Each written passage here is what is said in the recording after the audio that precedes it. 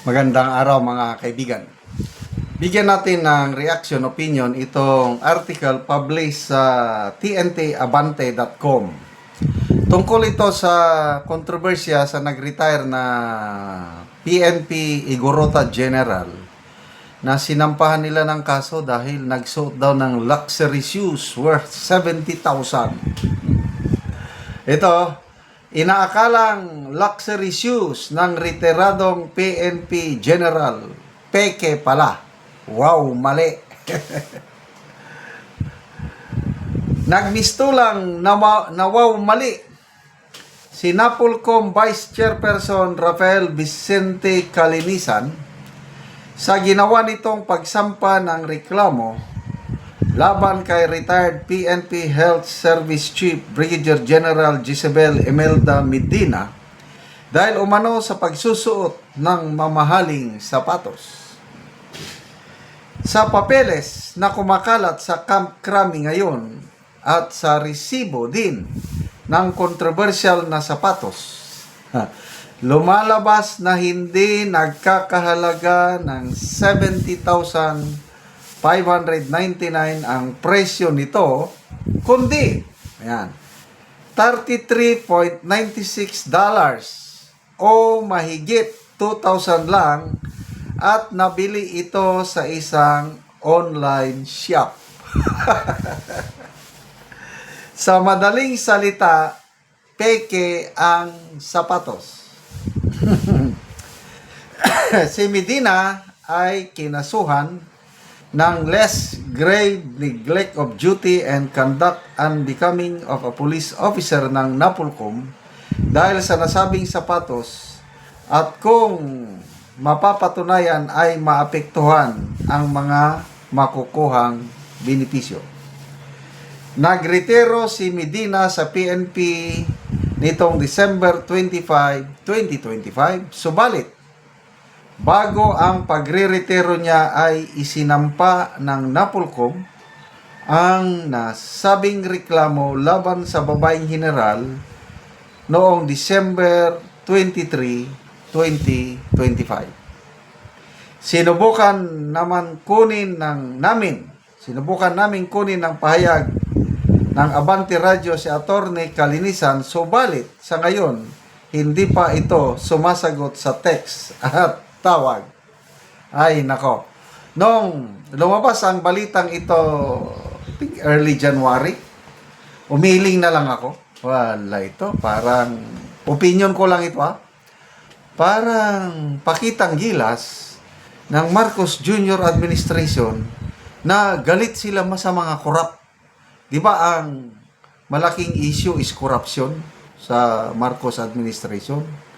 So, sa isip ko lang, opinion ko lang, ito, ipakita nila na ang administrasyong ito lumalaban, ayaw sa mga korap. So, napagdiskitahan nila itong kawawang police general. Kaya hindi ako nag-vlog, hindi ako nag-react noong una dahil alanganin ako Una, kilala ko ang marami akong kaibigan, mga taga Cordillera, mga Igoro. Maraming mayayaman sa kanila. So, isip-isip ko, kahit mamahalin yung sapatos, kailang binili naman niya sa malinis na paraan. What's wrong with that? Not unless mapatunayan nila na galing sa kurakot ang perang ibinili sa mamahaling sapatos. Ulitin ko, maraming mayayamang Igorot.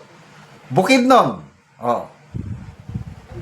yung mga kaibigan kong Igoro dyan, mga milyonaryo, dahil sa pagtatanim ng gulay, napakasipag nila. So yun ang una kong isipan, na mayayaman sila. Kahit kaya nila, ito, next observation ko, hindi garboso, simple lang ang buhay ng mga Igorot. Kahit mayaman, ang damit nila, simpleng magdamit, Sapatos, simple lang, nakachinelas pa ngayong iba. Kailang ang sakyanan nila, mga magagarang, yung pick up, yung mga high-end na sakyanan. Kailang pag lumabas ang mayan, napakasimpleng kumilos. Wala pa akong nakitang mayamang igurot na nagmamayabang. Experience ko lang ito. Kasi marami akong kaibigan eh. Simple lang ang buhay ng nagbakasyon kami sa Baguio nitong December and early January. Pag kumain kami sa restaurant, pansin ko yung pamilya ng mga igurot na kakain, ang dami nila. Nako, grabe, ang daming ino-order na pagkain. Bongga ang pagkain. Sabi ko, ito yung mga mayayaman. Kaya lang, tignan ko ang mga suot nila. Naka-tsinelas, naka-maong lang, naka-sombrero ang iba. Tapos, naawa lang ako dito kay General Medina kasi nga, sa mga hindi nakakakila, baka mag-judge ka, kurakot ito, kurakot. Kaya lang, nung itong first week of January, nandun pa ako sa Baguio. Nandun ako, nagpalinis ng kuko.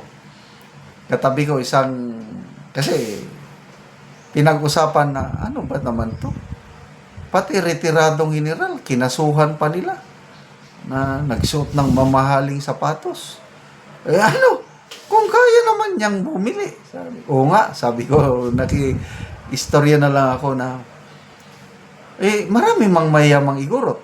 Bakit kung kaya niyang bumili, 70,000?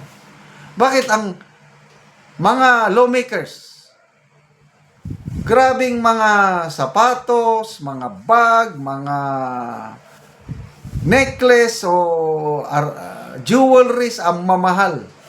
Meron bang ginawang pagkaso? Wala lang.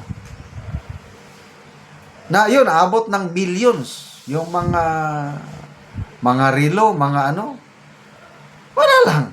Tapos, napagdiskitahan pa nila isang general na, I don't know kung ako, yung pamilya ng general na ito, baka mag-isip ako ng legal action laban sa Napolcom dahil I'm sure na put in question ang kanyang integrity dahil nagsuot ng mamaling sapatos, yun pala na 2,000 pesos lang. Ay nako, another kapalpakan ng administrasyon ito.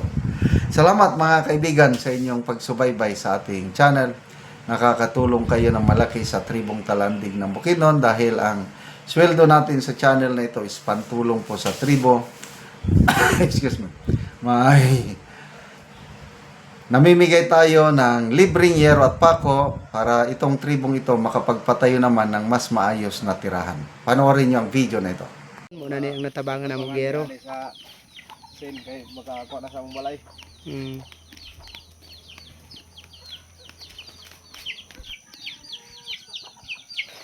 Kung karon mo na ni ang itsura sa atop sa balay sa natagaan na Mugyero. Nasilo ko na nabugyon man eh. Ano ngalukot kay na sila no. Nakuha na gid sila. Oo. Nangaputol na gid ang ilang atop. Kita gid nato nga buslot na gid kaayo. Ug ipang sumpay-sumpay lang.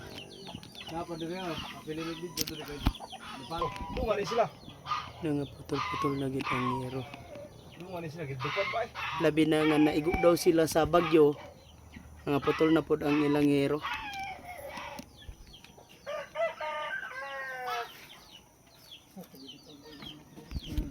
So karon pila na ni katuig ang imong balay? Napulo na katuig. So dugay-dugay na gyud. So nagantos na gid mog ulan ani. Oo, tungod wa kay kakapalitan ni giro. Oo. So unsa ra day imong trabaho? Ay pagyuta ra. Kanang mag-uma lang. Oo, magumara. O kamay gid ang income. Mao gani. Say mapilyor pag yun. Maperil pag yun. Di ka bawi na igo ra gid pagkaon. Lagi. So pila ka buok ang imong anak? Isa pa man. Isa pa. Mm. So kuan gyud. Asa day imong asawa karon? Tuwa dito. Ay, so naglakaw siya. Oo. Lagi. Sa nga naman sa sulod na sa napulo na katuig, wala gid mo nakapalit og atop. Igo ra gid ipalit og kuang pagkaon. Igo ra gid sa konsumo. Napay gid pa eskwela na na pa Hindi na estudyante. ito matabang ng pagpahit og sin kay wala na gid og kuan, wala na yung budget. Wala na yung budget. Salamat din kay sa Ginoo nga pagtabang na mong sin nga maka ilis daw na gidugato pa mong balay. So, salamat kayo ba? Salamat kayo. Mm.